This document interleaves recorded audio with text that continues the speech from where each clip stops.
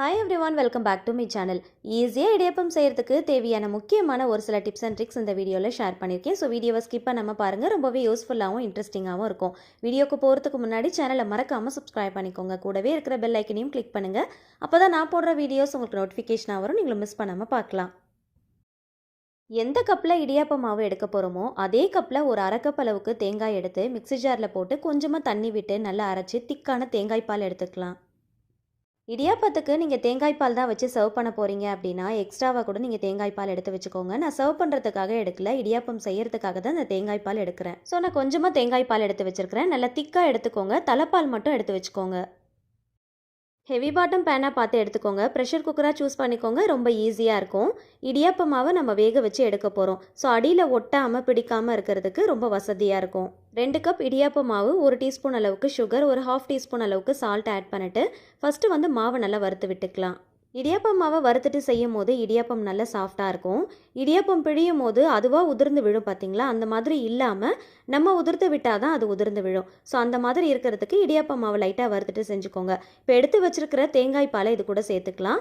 நான் நல்ல திக்கான தலைப்பால் மட்டும்தான் எடுத்து வச்சுருந்தேன். கரெக்டாக 1 கப் அளவுக்கு எடுத்து வச்சுருந்தேன். அந்த பாலை இது கூட சேர்த்துக்கலாம். 2 கப் இடியாப்ப மாவுக்கு நம்ம 3 கப் அளவுக்கு தண்ணி சேர்க்கணும். அதில் 1 கப் அளவுக்கு தேங்காய் பாலும் 2 கப் அளவுக்கு தண்ணியும் சேர்க்க போகிறோம். உங்களுக்கு தேவைப்பட்டுச்சு அப்படின்னா நீங்கள் 2 கப் தேங்காய் பால் 1 கப் தண்ணி சேர்த்துக்கலாம்.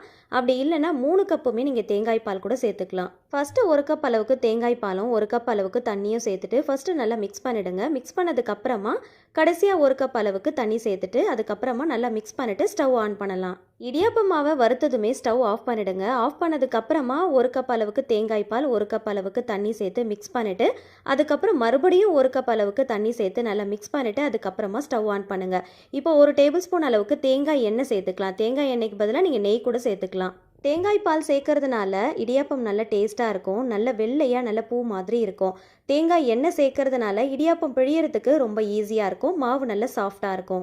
மாவு நல்ல சாஃப்டாக இருந்தாலே இடியாப்பமும் நல்ல சாஃப்டாக தான் இருக்கும். ஸோ சோடா உப்புலாம் சேர்க்காம ரொம்ப ஈஸியாக பிழியறதுக்கும் நல்ல வெள்ளையாக பூ மாதிரி இடியாப்பம் செய்யறதுக்கும் இந்த டிப்ஸ் எல்லாமே உங்களுக்கு ரொம்பவே யூஸ்ஃபுல்லாக இருக்கும். ஸோ இந்த பொருள் எல்லாத்தையுமே நீங்கள் மிஸ் பண்ணாமல் சேர்த்துக்கோங்க. தண்ணி தேங்காய் பால்லாம் சேர்த்ததும் ஸ்டவ் ஆன் பண்ணி ஃபுல் சிம் ஃப்ளேமில் வச்சு கைவிடாமல் மிக்ஸ் பண்ணிங்க அப்படின்னா இந்த மாதிரி கொஞ்சம் கொஞ்சமாக கட்டிப்பட ஆரம்பிக்கும். நல்ல ஓரளவுக்கு கட்டியானதும் ஸ்டவ் ஆஃப் பண்ணிடலாம். ஒரு 5 நிமிஷத்துக்குள்ளேயே மாவெல்லாம் சுருண்டு வந்துடும். ஸ்டவ் ஆஃப் பண்ணிவிட்டு வேறு ஒரு பாத்திரத்துக்கு நம்ம மாற்றிடலாம். ரொம்ப நேரம் வேக விட்டுட்டோம் அப்படின்னா ரொம்ப கட்டியான மாதிரி ஆகிடும். பிழியறதுக்கு ரொம்ப கஷ்டமாக இருக்கும். நம்ம சேர்க்குற தேங்காய் பால் தண்ணி எல்லாமே ரொம்ப ட்ரை ஆகிற அளவுக்கு மாவை வேக வைக்க தேவையில்லை. ஓரளவுக்கு நல்லா சாஃப்டாக இருக்கிற அளவுக்கு வேக வச்சு எடுத்துக்கோங்க. மூடி போட்டு ஒரு 10லேருந்து 15 நிமிஷத்துக்கு ரெஸ்ட் கொடுத்துடலாம். உள்ளே இருக்கிற அந்த ஹீட்லேயே மாவு நல்லா வெந்து வந்துடும். இப்போ கை வச்சு லைட்டாக மிக்ஸ் பண்ணி விட்டாலே போதும். மாவு எல்லாமே நல்லா ஒன்று சேர திரண்டு வந்துடும். இப்போ பிசையும் போது ரொம்ப ஈஸியாக இருக்கும். கொஞ்சமாக தேங்காய் எண்ணெயை கையில் அப்ளை பண்ணிக்கோங்க. தேங்காய் எண்ணெய்க்கு பதிலாக நீங்கள் நெய் கூட சேர்த்துக்கலாம். உங்களுக்கு எது பிடிக்குதோ அதை சேர்த்துக்கோங்க. தேங்காய் எண்ணெய் தேங்காய் பால்லாம் சேர்த்து பண்ணுறப்போ சாப்பிடும் போது ரொம்ப டேஸ்ட்டாக இருக்கும். வாய்ப்புண்ணு வயிற்று புண்ணு இருந்துச்சு அப்படின்னா அது நல்லா ஆற்றி கொடுக்கும். ரொம்ப போட்டு பிசையணும் அப்படிங்கிற அவசியம் இல்லை. கை வச்சு லைட்டாக பிசைஞ்சிட்டு எண்ணெய் சேர்த்துட்டு நல்லா ஒன்று சேர திரட்டினீங்க அப்படின்னா இந்த மாதிரி நல்லா உருண்டையாக வந்துடும். இப்போ மாவு எடுத்து பாருங்கள் எவ்வளோ சாஃப்டாக இருக்குன்னு. மாவு கையில் எடுத்து பார்க்கும்போது இந்த மாதிரி நல்லா சாஃப்டாக இருக்கணும். எந்த பக்கம் மடித்தாலும் இந்த மாதிரி மடிக்க வரணும். கையில் உருண்டை பிடிக்கும் போது கையிலேருந்து உதிர்ந்து கீழே விழக்கூடாது. நல்லா உருண்டை பிடிக்க வரணும். அதுதான் சரியான பக்குவம். இந்த மாவில் கொழுக்கட்டை கூட செய்யலாம். கொஞ்சம் கூட விரிசல் இல்லாமல் எவ்வளோ நேரம் ஆனாலும் கொழுக்கட்டை சாஃப்டாக இருக்கும். இடியாப்பத்துக்கு சர்வ் பண்ணுறதுக்கு நல்லா பர்ஃபெக்டாக மேட்ச் ஆகிற மாதிரி ஒரு சைட் டிஷ் எப்படி செய்யுதுன்னு பார்க்கலாம். இதுக்காக ப்ரெஷர் குக்கரில் கொஞ்சமாக எண்ணெய் நெய் சேர்த்துருக்கிறேன். பட்டை லவங்கம் ஏலக்காய் பிரிஞ்சி இலை அன்னாசிப்பூ கல்பாசி மட்டும் சேர்த்துக்கோங்க. 2 பெரிய வெங்காயத்தை பொடியாக நறுக்கிட்டு சேர்த்துக்கலாம். இது கூடவே ஒரே ஒரு பச்சை மிளகாயில் பாதி பச்சை மிளகாய் மட்டும் நறுக்கிட்டு சேர்த்துருக்கிறேன். உங்களுடைய காரத்துக்கு ஏற்றா போல் பார்த்து சேர்த்துக்கோங்க. சால்ட்டு சேர்த்து நல்லா வதக்கிக்கலாம். நல்ல கோல்டன் ப்ரௌன் ஆகணும். அதே சமயத்தில் ஆனியன் நல்லா கிறிஸ்பி ஆகிற அளவுக்கு வதக்கிக்கோங்க. இந்த அளவுக்கு நல்ல கோல்டன் ப்ரௌன் கலரில் வரணும். நல்ல கிறிஸ்பியாக இருக்கணும். அப்போ தான் இந்த ரெசிபிக்கு நல்ல டேஸ்ட் கிடைக்கும். இப்போ 1 டேபிள் ஸ்பூன் அளவுக்கு இஞ்சி பூண்டு பேஸ்ட்டு சேர்த்து ராஸ்மெல் போகிற அளவுக்கு நல்லா வதக்கிக்கலாம். 2 வெங்காயத்துக்கு 3 தக்காளி, நல்ல பழமான புளிப்பில்லாத தக்காளியாக பார்த்து எடுத்துக்கோங்க. நல்ல பேஸ்ட் போல் அரைச்சிட்டு இது கூட சேர்த்து நல்லா வதக்கிக்கலாம். தக்காளியோட அந்த பச்சை வாசனை போகிற அளவுக்கு நல்லா வதக்கிட்டு மசாலா பொருட்கள் சேர்த்துக்கலாம். மஞ்சள் தூள், காஷ்மீரி மிளகாய் தூள், தனியா தூள், ஜீரகத்தூள், கறி மசால் தூள். கறி மசால் தூள் வீட்லேயே வறுத்து அரைச்சது தான் நான் யூஸ் பண்ணியிருக்கிறேன். அதுக்கு பதிலாக நீங்கள் கரம் மசாலா கூட யூஸ் பண்ணிக்கோங்க. மசாலா எல்லாமே நல்லா சேர்த்ததுக்கப்புறம் நல்லா வதக்குங்க. எண்ணெய் நல்லா பிரிஞ்சு வர டைமில் ஒரு கைப்பிடி அளவுக்கு புதினா சேர்த்து நல்லா வதக்கிக்கோங்க. எல்லாமே நல்லா வதக்குனதுக்கு அப்புறமா வாஷ் பண்ணி வச்சிருக்கிற சிக்கனை இது கூட சேர்த்துக்கலாம். சிக்கனுக்கு பதிலாக நீங்கள் மட்டன் கூட சேர்த்து பண்ணலாம். மசாலா எல்லாமே சிக்கனில் நல்லா கோட் ஆகிற அளவுக்கு நல்லா பெரட்டி விட்டுட்டு ஒரு 5 நிமிஷத்துக்கு மசாலாலேயே நல்லா சிக்கனை வேக விடுங்க. இப்போ தேவையான அளவுக்கு தண்ணி சேர்த்துக்கலாம். சிக்கன் மூழ்கிற அளவுக்கு மட்டும் தண்ணி சேர்த்துக்கோங்க. கொஞ்சம் திக்கான கிரேவியாக தான் நான் பண்ண போகிறேன். ஸோ அதனால் கொஞ்சமாக தண்ணி சேர்த்துருக்கிறேன். நல்லா மிக்ஸ் பண்ணிவிட்டு உப்பு காரம் கரெக்டாக இருக்கான்னு செக் பண்ணி பார்த்துக்கோங்க. காரம் பத்தலை அப்படின்னா கொஞ்சம் போல் பச்சை மிளகாய் சேர்த்துக்கோங்க. சேர்த்துட்டு மூடி போட்டு ஒரு 2 விசில் மட்டும் வச்சு எடுத்துக்கலாம். ஒரு 50% மட்டும் குக் பண்ணி எடுத்துக்கோங்க. சிக்கனை ரொம்ப குக் பண்ணணும் அப்படிங்கிற அவசியம் இல்லை. ஜஸ்ட் ஒரு 50% மட்டும் குக் பண்ணி எடுத்துக்கோங்க. அகைன் நம்ம குக் பண்ண போகிறோம் ஓப்பன் பேன்லேயே வச்சு. இப்போ இது கூட 1 கப் அளவுக்கு ஊற வச்ச சன்னா சேர்த்துக்கோங்க. White chana or black chana எது வேணாலும் நீங்கள் சூஸ் பண்ணிக்கலாம். உங்களுடைய சாய்ஸ் தான். ஊற வச்சுட்டு சேர்த்துக்கோங்க. இப்போ இது கூடவே கொஞ்சமாக தேங்காய், முந்திரி, சோம்பு சேர்த்து நல்லா அரைச்சி வச்சிருக்கிறேன். அந்த பேஸ்ட்டையும் இது கூட சேர்த்து நல்லா மிக்ஸ் பண்ணிக்கலாம். சிக்கன் ஆல்ரெடி ஒரு 50% தான் நம்ம குக் பண்ணியிருக்கிறோம். ஸோ அதனால சிக்கன் நல்லா சாஃப்ட் ஆகணும். அதே சமயத்தில் நம்ம ஆட் பண்ணியிருக்கிற சன்னாவும் நல்லா குக் ஆகணும். ஸோ அது வரைக்கும் நல்லா குக் பண்ணிட்டு கிரேவி வந்து நல்ல திக்கான கன்சிஸ்டன்சி வந்ததும் ஸ்டவ் ஆஃப் பண்ணிட்டு கடைசியாக கொஞ்சமாக கருவேப்பிலை, கொத்தமல்லி இலைகள் சேர்த்து நல்லா மிக்ஸ் பண்ணிட்டு சர்வ் பண்ணி பாருங்க. டேஸ்ட் ரொம்ப சூப்பராக இருக்கும். இந்த சிக்கன் சன்னா கறியை நீங்கள் இடியாப்பத்து கூட சேர்த்து சர்வ் பண்ணி பாருங்க. டேஸ்ட் ரொம்ப சூப்பராக இருக்கும். நார்மலாக சர்வ் பண்ணுற கிரேவியை விட இது ரொம்ப பர்ஃபெக்டான மேட்சாக இருக்கும். இட்லி, தோசை, சப்பாத்தி, பூரி, ஆப்பம்னு எல்லாத்துக்குமே ரொம்ப பர்ஃபெக்டாக இருக்குங்க. கண்டிப்பாக ட்ரை பண்ணி பாருங்க. இந்த மாதிரி ஃபுட் கண்டெய்னர் ஏதாவது இருந்துச்சுன்னா எடுத்துக்கோங்க. யூஸ் அண்ட் த்ரோ பாக்ஸ்லாம் நம்ம நிறைய எடுத்து வச்சிருப்போம் இல்லையா? ஸோ அதுலேருந்து ஒரு பாக்ஸ் தான் நான் எடுத்துருக்கிறேன்.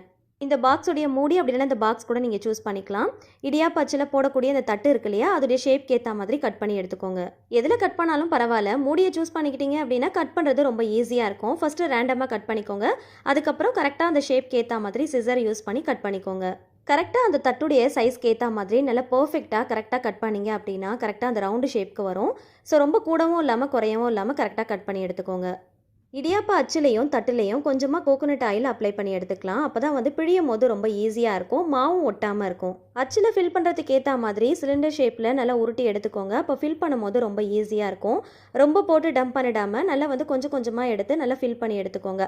3/4 அளவுக்கு மட்டும் ஃபில் பண்ணுங்கள். ரொம்ப ஃபுல்லாக போட்டு ஃபில் பண்ணணும் அப்படிங்கிற அவசியம் இல்லை. 3/4 அளவுக்கு போட்டுட்டு மாவு நல்லா ஃபில் பண்ணதுக்கப்புறமா நம்ம கட் பண்ணி வச்சுருக்கோம் இல்லையா? அந்த பாக்ஸுடைய மூடி அதை வந்து இந்த மாதிரி உள்ளே ஃபஸ்ட்டு போட்டுக்கலாம். போட்டுட்டு கரெக்டாக வந்து ஃபிட் பண்ணிக்கோங்க. இது போட்டதுக்கப்புறமா மூடி போட்டு க்ளோஸ் பண்ணி எடுத்துக்கலாம்.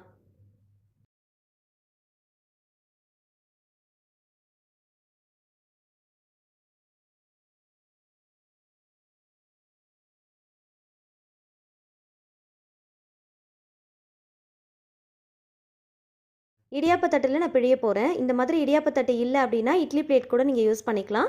பிழியறதுக்கு முன்னாடி லைட்டாக கோகோனட் ஆயில் அப்ளை பண்ணிக்கோங்க. அப்போ தான் எடுக்கும் போது அதில் ஒட்டாமல் ஈஸியாக எடுக்க வரும்.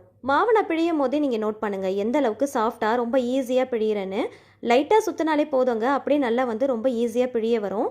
அப்படியே தட்டில் வந்து சல்லுன்னு பிழிஞ்சு எடுத்துடலாம். நான் ரொம்பலாம் ஸ்ட்ரெயின் பண்ணவே இல்லைங்க. ரொம்ப லைட்டாக தான் ரொட்டேட் பண்ணுறேன். ரொம்ப ஈஸியாக பிழிய வருது பாருங்கள். அதே போல் எப்பயுமே இடியாப்பம் பிழியும் போது நம்ம கையால் உதிர்த்து விடுற மாதிரி இருக்கணும். அதுவாக உதிர்ந்து கீழே விழக்கூடாது. அப்படி விழுந்துச்சு அப்படின்னா நீங்கள் சரியாக பக்குவமாக பிசையலை அப்படின்னு அர்த்தம். இதே போல் எல்லா மாவையும் பிழிஞ்சு எடுத்துக்கலாம். உங்களுக்கு சிங்கிள் லேயர் வேணும் அப்படின்னா அதுக்கேற்றா போல் பிழிஞ்சுக்கோங்க. டபுள் லேயர் வேணும் அப்படின்னா அதுக்கேற்றா போல் டபுள் லேயரில் கூட பிழிஞ்சு எடுத்துக்கலாம்.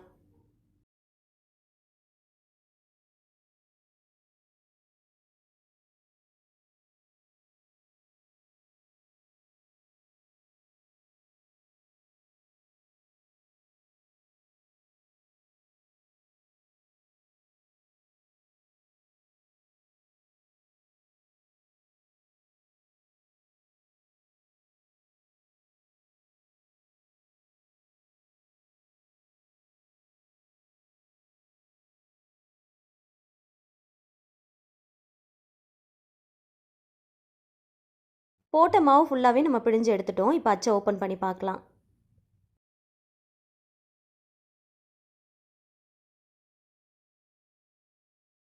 ஃபுட் கண்டெய்னரை நம்ம கட் பண்ணி உள்ளே வந்து மூடி மாதிரி நம்ம போட்டோம் இல்லையா? ஸோ அது எதுக்காகன்னு பார்த்தீங்கன்னா இந்த மாதிரி எப்பயுமே இடியாப்பம் பிழிஞ்சதுக்கப்புறம் இந்த அச்சை வெளியில் எடுத்து பார்க்கும்போது மாவு வந்து மேலாப்பில் நிற்கிற மாதிரி இருக்கும்.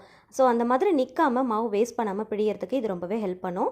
அது மட்டும் இல்லைங்க, நல்லா வந்து மாவு வந்து ப்ரெஸ் பண்ணி கொண்டு போகும். ரொம்ப ஈஸியாக கஷ்டப்படாமல் பிழிஞ்சு எடுத்துடலாம்.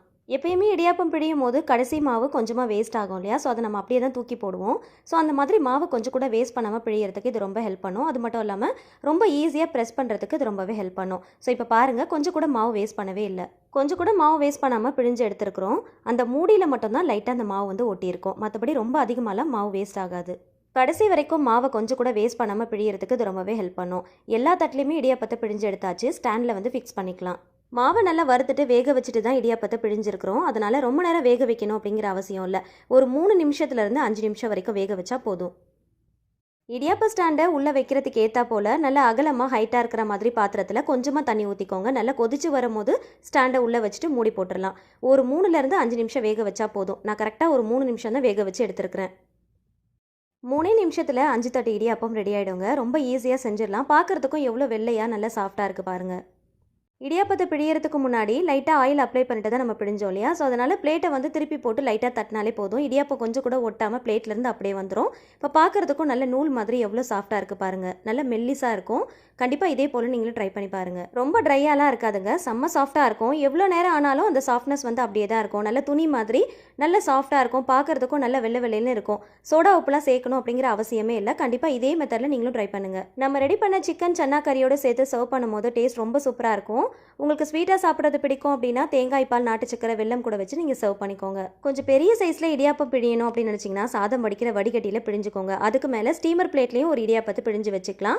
அப்படி இல்லைன்னா நார்மலாக பிளேட் வச்சுருப்பீங்க இல்லையா, அதை கூட பிழிஞ்சிட்டு இந்த சாதம் வடிக்கிற வடிகட்டி மேலே நம்ம வச்சிடலாம். இந்த மாதிரி பெரிய பாத்திரம் யூஸ் பண்ணோம் அப்படின்னா ட்ரிபிள் லேயரில் கொஞ்சம் பெரிய சைஸில் இடியாப்பம் பண்ணிடலாம். ஸோ ரொம்ப ஈஸியாக வேலை முடிஞ்சிடும். ஸோ 3 இடியாப்பம் பிழிஞ்சு அதுக்கான டைம் வேஸ்ட் பண்ணுறதை விட இந்த மாதிரி ஒரே இடியாப்பமாக பெருசாக பிழிஞ்சிட்டோம் அப்படின்னா 2 பேருக்கு கூட நம்ம ஷேர் பண்ணிக்கலாம். ஒரு மிக்சிங் பவுலில் 2 கப் அளவுக்கு இடியாப்ப மாவு சேர்த்துருக்கிறேன்.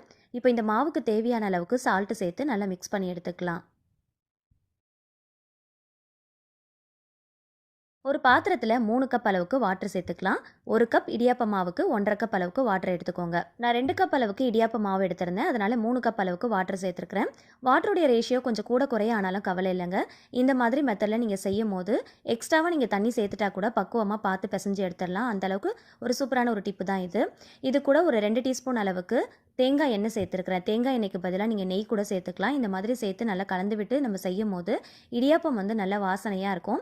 சாப்பிட்றதுக்கும் நல்ல டேஸ்ட்டாக இருக்கும். இப்போ ஒரு சின்ன பவுலில் ஒரு 2 டீஸ்பூன் அளவுக்கு கார்ன்ஃப்ளவர் எடுத்துக்கோங்க. அது கூட கொஞ்சமாக தண்ணி சேர்த்து கட்டி இல்லாமல் தனியாக கரைச்சி எடுத்து வச்சுக்கோங்க. இந்த கார்ன்ஃப்ளவரை எதுக்காக யூஸ் பண்ண போகிறோம் அப்படிங்கிறத நான் உங்களுக்கு சொல்கிறேன். கார்ன்ஃப்ளவர் இல்லை அப்படின்னா இதுக்கு பதிலாக மைதா மாவு இல்லைன்னா கோதுமை மாவு கூட நீங்கள் எடுத்துக்கலாம். 2 ஸ்பூன் அளவுக்கு மட்டும் எடுத்து தனியாக கரைச்சி எடுத்து வச்சுக்கோங்க. இப்போ தண்ணி வந்து லைட்டாக ஹீட் ஆகும் போதே நம்ம கரைச்சி வச்சிருக்கிற மாவை இது கூட சேர்த்து நல்லா கலந்து விட்டுக்கலாம். தண்ணி ரொம்ப கொதிக்கக்கூடாது. லைட்டாக சூடாகும் போதே நம்ம கரைச்சி வச்சிருக்கிற மாவை இது கூட சேர்த்து லைட்டாக கலந்து விடுங்க.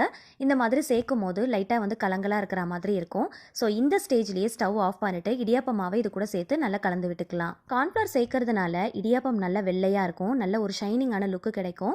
அதே போல் நாள் முழுக்க வறண்டு போகாமல் நல்லா சாஃப்டாக இருக்கிறதுக்கு இது ரொம்பவே ஹெல்ப்ஃபுல்லாக இருக்கும். இதே டிப்பை நீங்கள் கொழுக்கட்டை செய்யும் போதும் யூஸ் பண்ணிக்கலாம். கொழுக்கட்டை விரிசல் விடாமல் செய்யறதுக்கு இந்த மாதிரி கார்ன்ஃப்ளவர் சேர்த்துக்கிட்டீங்க அப்படின்னா கொழுக்கட்டை செய்யும் போது கொஞ்சம் கூட விரிசல் வரவே வராது.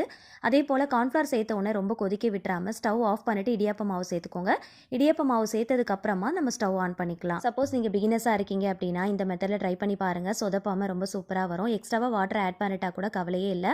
பார்த்து பக்குவமாக செய்யறதுக்கு இந்த டிப் கண்டிப்பாக உங்களுக்கு ரொம்ப ரொம்ப யூஸ்ஃபுல்லாக இருக்கும். ஸ்டவ் ஆன் பண்ணிவிட்டு கலந்து விடுங்க. எவ்வளோ தண்ணி சேர்த்துருந்தாலும் நல்லா வந்து கெட்டியாகிற அளவுக்கு நல்லா கலந்து விட்டுக்கோங்க. இந்த மெத்தடில் செய்யும் போது எக்ஸ்ட்ராவாக வாட்டர் நம்ம ஆட் பண்ணிட்டா கூட மாவு வந்து பார்த்திங்கன்னா இந்த மாதிரி ஸ்டவ் ஆன் பண்ணிவிட்டு கிளறும் போது மாவு தண்ணி நல்லா உறிஞ்சிரும். நமக்கு பக்குவம் வந்து ரொம்ப கரெக்டாக வந்துடும். சேர்த்துருந்த தண்ணி எல்லாத்தையுமே மாவு உறிஞ்சிருச்சு. இந்த அளவுக்கு கொஞ்சம் சாஃப்டாக இருக்கும் போதே ஸ்டவ் ஆஃப் பண்ணிடலாம். ரொம்ப கெட்டியாகிற அளவுக்கு நீங்கள் கலக்க வேண்டாம். இந்த அளவுக்கு நல்லா சாஃப்டாக இருக்கும் போதே ஸ்டவ் ஆஃப் பண்ணிவிட்டு மூடி போட்டு வச்சுருங்க. ஆல்ரெடி வந்து மாவு நல்லா வெந்து தான் வந்திருக்கும். இந்த ஹீட்லேயே மாவு இன்னும் கொஞ்சம் நல்லா வெந்து வந்துடும். கை பொறுக்கிற சூடு வரும்போது கையில் கொஞ்சமாக ஆயில் அப்ளை பண்ணிவிட்டு லைட்டாக கலந்து விட்டாலே போதும். ரொம்ப போட்டு பிசையணும் அப்படிங்கிற அவசியம் இல்லை.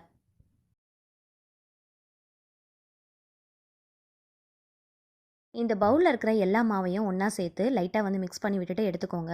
கொஞ்சம் சாஃப்டாக தான் நம்ம பிசைஞ்சு எடுத்துருக்கோம் இல்லையா? ஸோ அதனால் கொஞ்சமாக கையில் ஆயில் அப்ளை பண்ணிவிட்டு மிக்ஸ் பண்ணிங்க அப்படின்னா கையில் ஒட்டாமல் வரும். இப்போ எடுத்து பார்க்கும்போது எவ்வளோ சாஃப்டாக இருக்குன்னு பாருங்கள். ஸோ இந்த மாதிரி நல்லா உருட்டை வரணும். இந்த மாதிரி பக்குவமாக நீங்கள் பார்த்து மிக்ஸ் பண்ணி எடுத்துக்கோங்க. இந்த மாதிரி சாஃப்டாக இருந்தாலே நமக்கு மாவு வந்து பிழியறதுக்கு ரொம்ப ஈஸியாக இருக்கும். இப்போது இடியாப்பம் பிழியறதுக்கு இந்த மாதிரி அலுமினியம் ஃபாயில் பாக்ஸ் தான் நான் எடுத்துருக்கிறேன். கொஞ்சம் திக்காக இருக்கிற மாதிரி பாக்ஸாக பார்த்து எடுத்துக்கோங்க. இந்த ஃபாயில் பாக்ஸுக்குள்ளே இடியாப்ப அச்சை வச்சுட்டு அதில் ரவுண்டு ஷேப்புக்கு ஏற்ற மாதிரி ஒரு பென்னோ பென்சிலோ யூஸ் பண்ணிவிட்டு அந்த கார்னரை மட்டும் லைட்டாக வந்து ரவுண்ட் பண்ணி எடுத்துக்கலாம்.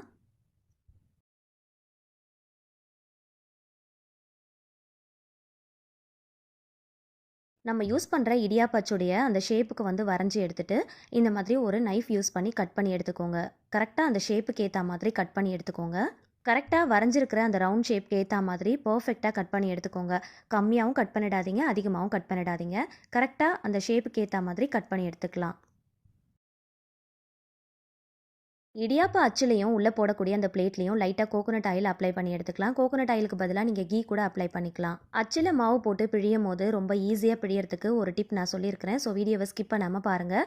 தேவையான அளவுக்கு மாவு எடுத்து நல்லா உருட்டிட்டு உள்ளே போட்டு நல்லா ஃபில் பண்ணி எடுத்துக்கோங்க. எப்பயுமே இடியாப்ப அச்சில் மாவு போட்டு ஃபில் பண்ணும்போது ஃபுல்லாக போட்டு ஃபில் பண்ணக்கூடாது. முக்கால்வாசி அளவுக்கு மட்டும் போட்டால் தான் நமக்கு பிழியறதுக்கு ரொம்ப ஈஸியாக இருக்கும். இப்போ மேலே போடக்கூடிய அந்த அச்சிலையும் லைட்டாக வந்து ஆயில் அப்ளை பண்ணி எடுத்துக்கலாம்.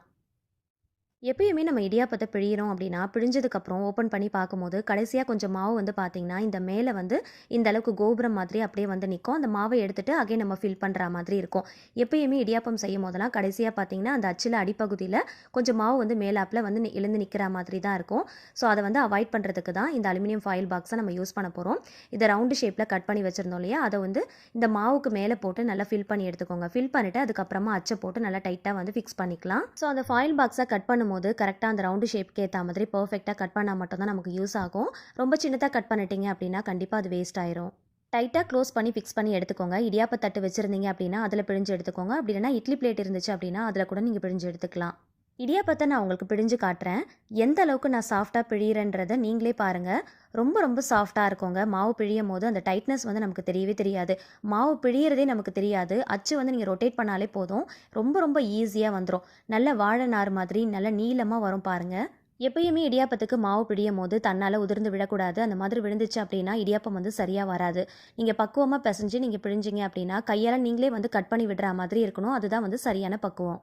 இந்த மாதிரி ரொட்டேட் பண்ணுறது இல்லை, நீங்கள் மர அச்சு தான் யூஸ் பண்ணி பண்ணுறீங்க அப்படின்னா கண்டிப்பாக இந்த டிப் எல்லாமே உங்களுக்கு ரொம்ப ரொம்ப யூஸ்ஃபுல்லாக இருக்கும். மர அச்சு யூஸ் பண்ணும்போது ரொம்ப கஷ்டப்பட்டு டைட்டாக பிழிகிறீங்க அப்படின்னா இந்த டிப்பெல்லாம் ஃபாலோ பண்ணி நீங்கள் செஞ்சு பாருங்கள். பிழியறதே தெரியாது, ரொம்ப சாஃப்டாக பிழிஞ்சு எடுத்துடலாம். வயசானவங்களாக இருக்கீங்க அப்படின்னா கஷ்டப்பட்டு இடியாப்பத்தை பிழியாமல் ரொம்ப ஈஸியாக பிழியறதுக்கு இந்த டிப்லாம் கண்டிப்பாக உங்களுக்கு ரொம்பவே யூஸ்ஃபுல்லாக இருக்கும். எவ்வளோ சூப்பராக இருக்குது பாருங்கள். நல்ல நீளமாக நல்ல லாங் ஸ்ட்ரிங்காக இருக்குது பாருங்கள். ஸோ நல்லா வந்து சாஃப்டாக வரும், ரொம்ப ஈஸியாக பிழிஞ்சு எடுத்துடலாம். இதே போல் எல்லாத்தையுமே பிழிஞ்சு எடுத்துக்கோங்க. இந்த மாதிரி ரொட்டேட் பண்ணி அச்சை விட மர அச்சு யூஸ் பண்ணி பிழிகிறவங்களுக்கு கண்டிப்பாக இந்த டிப் ரொம்பவே யூஸ்ஃபுல்லாக இருக்கும். இதே மாதிரி நீங்களும் செஞ்சு பாருங்கள். ரொம்ப ரொம்ப ஈஸியாக இருக்கும். இடியாப்பம் பிழிகிறது ரொம்ப கஷ்டமாக இருக்கும் அப்படிங்கிறதுக்காகவே நிறைய பேர் இடியாப்பத்தை வீட்டில் செய்ய மாட்டாங்க, கடையில் தான் வாங்குவாங்க. ஆனால் இந்த சின்ன சின்ன டிப்ஸ் எல்லாம் ஃபாலோ பண்ணி செஞ்சு பாருங்கள். எவ்வளோ இடியாப்பம் வேணுனாலும் செஞ்சு அடிக்கிடலாம். நான் டபுள் லேயரில் பிழிஞ்சு எடுத்துருக்கிறேன். உங்களுக்கு வேணும் அப்படின்னா சிங்கிள் லேயரில் கூட நீங்கள் இடியாப்பத்தை பிழிஞ்சு எடுத்துக்கலாம். இப்போ நம்ம வந்து உள்ளே அலுமினியம் ஃபாயில் பாக்ஸ் போட்டிருந்தோம் இல்லையா, அது எதுக்காக அப்படிங்கிறத நான் உங்களுக்கு சொல்கிறேன். இப்போது நான் இது வந்து உங்களுக்கு ஓப்பன் பண்ணி காட்டுறேன் பாருங்கள். எப்பயுமே இடியாப்பம்லாம் பிழிஞ்சதுக்கப்புறமா அச்சை ஓப்பன் பண்ணி பார்க்கும்போது மேலாப்பில் அந்த அச்சு தட்டில் லைட்டாக வந்து மாவு மேலாப்பில் வந்து நிற்கும் இல்லையா, ஸோ அந்த மாதிரி வராமல் அவாய்ட் பண்ணுறதுக்காக தான் இந்த அலுமினியம் ஃபாயில் பாக்ஸை நம்ம உள்ளே போட்டிருந்தோம். அந்த பாக்ஸ் வந்து அப்படியே டம்ப் பண்ணி கொண்டு போகும், மாவு வந்து நல்லா ப்ரெஸ் பண்ணும். ஸோ அதனால் நமக்கு வந்து இந்த மாதிரி மேலாப்பில் மாவு வந்து நிற்கவே நிற்காது. நம்ம எடுத்துகிட்டு அகைன் வந்து ரீஃபில் பண்ணணும் அப்படிங்கிற அவசியமே இருக்காது. கடைசியில் கொஞ்சம் கூட மாவு வந்து மிச்சம் வைக்காமல் ப்ரெஸ் பண்ணி கொண்டு போகிறதுக்கும் அதே போல் மாவு வந்து நல்லா டம்ப் பண்ணி ரொம்ப ஈஸியாக பிழியறதுக்கும் கண்டிப்பாக இந்த அலுமினியம் ஃபாயில் பாக்ஸ் ரொம்பவே ஹெல்ப்ஃபுல்லாக இருக்கும். கண்டிப்பாக இந்த மாதிரி நீங்கள் ஒரு தடவை ட்ரை பண்ணி பாருங்கள். ஒவ்வொரு வாட்டியும் இடியாப்பம் பிழியும் போது மிச்சமாகிற மாவை எடுத்து போட்டு பண்ணுறதுல என்ன பெருசாக இருக்க போகுது அப்படிங்கிறத நீங்கள் யோசிக்கலாம். ஆனால் கடைசியாக இடியாப்பம் பிழியும் போது மிச்சமாகிற மாவை நம்ம கண்டிப்பாக தூக்கி தான் போடுவோம் இல்லையா, ஸோ கடைசி வரைக்கும் மாவை வேஸ்ட் பண்ணாமல் நம்ம பண்ணுறதுக்கு இந்த டிப் ரொம்பவே யூஸ்ஃபுல்லாக இருக்கும். இடியாப்பத்தை கஷ்டப்படாமல் பிழியறதுக்கு இது ப்ரெஸ் பண்ணுறதுக்கு ரொம்ப ரொம்ப ஹெல்ப் பண்ணும். ஸோ ஒரு முறை ட்ரை பண்ணி பாருங்கள், ரொம்பவே சூப்பராக ஒர்க் அவுட் ஆகும். இட்லி பாத்திரத்தில் கொஞ்சமாக தண்ணி வச்சு நல்லா கொதிச்சு வரும்போது இட்லி பிளேட்டை திருப்பி போட்டுட்டு அதுக்கப்புறமா இடியாப்ப பிளேட்டை உள்ளே வச்சு ஒரு 5 நிமிஷத்துக்கு மட்டும் ஸ்டீம் பண்ணி எடுத்துக்கலாம். ஆல்ரெடி வந்து மாவு நல்லா வெந்து தான் வந்திருக்கு, அதனால 5 நிமிஷத்துக்கு மட்டும் ஸ்டீம் பண்ணால் போதும். இந்த இடியாப்பத்துக்கு சர்வ் பண்ணுற மாதிரி ஒரு சிக்கன் தண்ணி குழம்பு எப்படி செய்யுதுன்னு பார்க்கலாம். இதுக்கு 1 ஸ்பூன் மிளகு, 2 ஸ்பூன் தனியா, ஒரு கைப்பிடி அளவுக்கு அரிசி, காரத்துக்கு ஏற்றா போல் காஞ்ச வத்தல், ஒரு சின்ன துண்டு பட்டை, ஒரு 4 போல் லவங்கம், ஒரே ஒரு ஏலக்காய், 1/2 ஸ்பூன் சோம்பு, 1 ஸ்பூன் ஜீரகத்தை நல்லா ட்ரை ரோஸ்ட் பண்ணி எடுத்துக்கலாம். அரிசி நல்லா பொரிஞ்சு வர அளவுக்கு நல்லா ட்ரை ரோஸ்ட் பண்ணிக்கோங்க. ட்ரை ரோஸ்ட் பண்ணிவிட்டு தனியாக வந்து ஒரு பிளேட்டுக்கு மாற்றிடலாம். சேம் பேனில் கொஞ்சமாக நல்லெண்ணெய் சேர்த்துக்கலாம். ஆயில் சூடானதும் ஒரு கைப்பிடி சின்ன வெங்காயம், ஒரு கைப்பிடி நறுக்கின தேங்காய், கொஞ்சமாக கருவேப்பிலை, ஒரு சின்ன துண்டு இஞ்சி, 5 பல்லு பூண்டு, இது எல்லாமே சேர்த்து நல்ல பொன்னிறம் ஆகிற அளவுக்கு நல்லா வறுத்துட்டு ஆல்ரெடி ட்ரை ரோஸ்ட் பண்ணி வச்சுருக்கோம் இல்லையா, அது கூட சேர்த்து கொஞ்சமாக தண்ணி விட்டு நல்லா ஃபைன் பேஸ்ட்டாக அரைச்சி தனியாக எடுத்து வச்சுக்கலாம். ஒரு பாத்திரத்தில் நம்ம வறுத்த ஆயிலை சேர்த்துட்டு அது கூட எக்ஸ்ட்ராவாக இன்னும் கொஞ்சம் ஆயிலும் சேர்த்துக்கோங்க. கொஞ்சமாக கல்பாசி மட்டும் சேர்த்துக்கோங்க. ஒரு 10லேருந்து 15 போல் சின்ன வெங்காயம், கருவேப்பிலை, கல்லுப்பு சேர்த்து நல்லா கிறிஸ்பி ஆகிற அளவுக்கு நல்லா வறுத்துக்கோங்க. 3 தக்காளி பழத்தை நல்ல பெரிய பெரிய பீசஸாக கட் பண்ணி வச்சுருக்கேன், அதையும் சேர்த்து நல்லா வதக்கிக்கலாம். இந்த குழம்பு செய்யறதுக்கு ஒரு 1/4 கிலோ அளவுக்கு மட்டும் சிக்கன் எடுத்து நல்லா சுத்தமாக வாஷ் பண்ணிட்டு எடுத்து வச்சிருக்கிறேன். அதையும் இது கூட சேர்த்து ஒரு பெரட்டிக்கலாம். 1/4 ஸ்பூன் அளவுக்கு மஞ்சள் பொடி சேர்த்து நல்லா பெரட்டிட்டு காரத்துக்கு ஏற்றா போல் காஷ்மீரி ரெட் சில்லி சேர்த்துக்கோங்க. மட்டன் மசாலா இருந்துச்சுன்னா ஒரு 2 டேபிள் ஸ்பூன் அளவுக்கு மட்டும் சேர்த்து நல்லா வதக்கி விட்டுக்கலாம். மசாலா வாசனை போகிற அளவுக்கு நல்லா வதக்கிட்டு நம்ம அரைச்சி வச்சிருக்கிற பேஸ்ட்டையும் சேர்த்துக்கலாம். நல்லா தாராளமாக தண்ணி சேர்த்துக்கோங்க. சேர்த்துட்டு மூடி போட்டு ஒரு 20 நிமிஷத்துக்கு மீடியம் ஃப்ளேமில் வச்சு நல்லா கொதிக்க விடுங்க. இதை இந்த மாதிரி ஓப்பன் பேன்லேயும் குக் பண்ணலாம். தேவைப்பட்டால் ப்ரெஷர் குக்கும் பண்ணிக்கலாம். கடைசியாக கொஞ்சமாக நறுக்கின கொத்தமல்லி இலைகள் தூவிட்டு நல்லா மிக்ஸ் பண்ணிட்டு சர்வ் பண்ணிக்கோங்க. எடுத்து பார்க்கும்போது இந்த அளவுக்கு தண்ணியான கன்சிஸ்டன்சியில் இருக்கணும். இட்லி, தோசை, சப்பாத்தி, பூரி, இடியாப்பத்துக்கு அல்டிமேட்டாக இருக்கும். கண்டிப்பாக ட்ரை பண்ணி பாருங்கள். 20 நிமிஷம் வேக வச்சாலே போதும். சிக்கன் நல்லா சாஃப்டாக பஞ்சு போல் வெந்து வந்திருக்கும். இதே போல் மசாலாவை வறுத்து அரைச்சி சிக்கன் தண்ணி குழம்பு ஒரு தடவை செஞ்சு பாருங்கள். செம்ம டேஸ்ட்டாக இருக்கும். மட்டன்லேயும் இதே போல் நீங்கள் செய்யலாம். இதே ஸ்வீட்டாக சாப்பிட்றது பிடிக்கும் அப்படின்னா ஆப்பம், இடியாப்பத்துக்கு தேங்காய் பால் தான் நம்ம செய்வோம் இல்லையா? அந்த மாதிரி செய்யும் போது இந்த ஒரு சின்ன டிப்பை ஃபாலோ பண்ணிக்கோங்க. தேங்காயை நறுக்கிட்டு மிக்ஸி ஜாரில் போட்டதுக்கப்புறமா ஒரு சிட்டிகை அளவுக்கு கல் உப்பு சேர்த்துக்கோங்க. கொஞ்சம் கைப்பொறுக்கிற சூடு இருக்கிற மாதிரி வெதுவெதுப்பான தண்ணி சேர்த்து அரைச்சிட்டு தேங்காய் பால் எடுத்தீங்க அப்படின்னா நல்ல திக்காக இருக்கும். அதே மாதிரி அதிகமான குவான்டிட்டியில் நமக்கு தேங்காய் பால் கிடைக்கும். எப்பயும் தேங்காய் பால் எடுக்கும் போது 2 டைம்ஸ் கிட்ட தண்ணி ஊற்றிட்டு அரைச்சிட்டு தேங்காய் பால் எடுப்போம். தலைப்பால்னு ஒன்று எடுப்போம். செகண்ட் டைம்ஸ் ஒரு தடவை அரைச்சிட்டு எடுப்போம். ஆனால் இந்த மாதிரி கொஞ்சமாக கல் உப்பும் வெதுவெதுப்பான தண்ணியும் சேர்த்து எடுக்கும் போது 3 டைம்ஸ் கிட்ட நீங்கள் தண்ணி ஊற்றி தாராளமாக அரைச்சிட்டு தேங்காய் பால் எடுக்கலாம். நல்லா திக்காக இருக்கும். அதிகமான குவான்டிட்டிலையும் நமக்கு கிடைக்கும். இது கூட கொஞ்சமாக நாட்டு சக்கரை, ஏலக்காய் சேர்த்து சர்வ் பண்ணிங்கன்னா ரொம்ப நல்லாயிருக்கும். கண்டிப்பாக ஒரு தடவை ட்ரை பண்ணி பாருங்கள். 5 நிமிஷம் கழித்து ஓப்பன் பண்ணி பார்த்தீங்கன்னா இடியாப்பம் நல்லா வெந்து வந்திருக்கும். ஸோ இதை அப்படியே எடுத்துகிட்டு நம்ம சர்வ் பண்ணிக்கலாம். இடியாப்பம் நல்லா வெள்ளையாக சாஃப்டாக வரணுன்றதுக்காக சோடா உப்புலாம் சேர்ப்பாங்க. அந்த மாதிரி நீங்கள் எதுவுமே சேர்க்க தேவையில்லை. 2 ஸ்பூன் கார்ன்ஃப்ளவர் சேர்த்தாலே போதும். நல்ல வெள்ளை வெள்ளையில்னு இருக்கும். நல்ல சாஃப்டாகவும் இருக்கும். நாள் முழுக்க வறண்டு போகாமல் அப்படியே நல்ல நூல் மாதிரி இருக்குங்க. எடுத்து பார்க்கும்போது நல்ல துணி மாதிரி இருக்கும். ஸோ இந்த குட்டி குட்டி டிப்ஸ் எல்லாம் நீங்கள் ஃபாலோ பண்ணி செஞ்சு பாருங்கள். ரொம்ப சூப்பராக செஞ்சிடலாம். உண்மையை சொல்லப்போனால் இடியாப்பம் செய்கிறது ரொம்ப ரொம்ப ஈஸிங்க. சட்டுப்புட்டுன்னு செஞ்சு முடிச்சிடலாம். ஸோ இந்த டிப்ஸ் எல்லாமே நீங்களும் ஃபாலோ பண்ணி செஞ்சு பாருங்கள். இனிமேல் கடைகளில் நீங்கள் வாங்கவே மாட்டீங்க. வீட்டிலேயே செஞ்சு அடிக்கலாம். இந்த மாதிரி ஸ்டீம் பண்ணி சாப்பிட்ற இந்த மாதிரியான ஃபுட் எல்லாமே நீங்கள் எடுத்துக்கோங்க. ரொம்ப ஹெல்த்தியும் கூட. இட்லி பிளேட்டு யூஸ் பண்ணியும் கொஞ்சம் பிழிஞ்சு எடுத்துருக்கிறேன். அதையும் நான் உங்களுக்கு டிஸ்பிளே பண்ணியிருக்கேன் பாருங்கள். நல்ல மெத்துன்னு நல்ல சாஃப்டாக சூப்பராக வந்திருக்கு. இடியாப்பம் தட்டு இல்லை அப்படின்னா இட்லி பிளேட்டில் கூட நீங்கள் தாராளமாக பிழிஞ்சு எடுத்துக்கலாம். ஸோ இந்த வீடியோவில் எனக்கு தெரிஞ்ச நான் ஃபாலோ பண்ணுற A to Z எல்லா டிப்ஸுமே நான் ஷேர் பண்ணியிருக்கிறேன். ஸோ இந்த டிப் எல்லாமே நீங்களும் ஃபாலோ பண்ணி செஞ்சு பாருங்க. ரொம்ப சூப்பராக செய்யலாம். இந்த வீடியோ உங்களுக்கு ரொம்பவே யூஸ்ஃபுல்லாக இருக்கும்னு நினச்சிங்கன்னா மறக்காம வீடியோக்கு ஒரு லைக் கொடுங்க. ஃபேமிலி அண்ட் ஃப்ரெண்ட்ஸ் கூட ஷேர் பண்ணிக்கோங்க. ட்ரை பண்ணி பார்த்துட்டு ஃபீட்பேக் ஷேர் பண்ணுங்க. இந்த மாதிரி இன்னும் யூஸ்ஃபுல்லான இன்ட்ரெஸ்டிங்கான டிப்ஸ் அண்ட் ட்ரிக்ஸ் தெரிஞ்சுக்க என்னோட சேனலை மறக்காம சப்ஸ்கிரைப் பண்ணிட்டு தொடர்ந்து சப்போர்ட் பண்ணுங்க. Thank you so much. கீப் வாட்சிங்.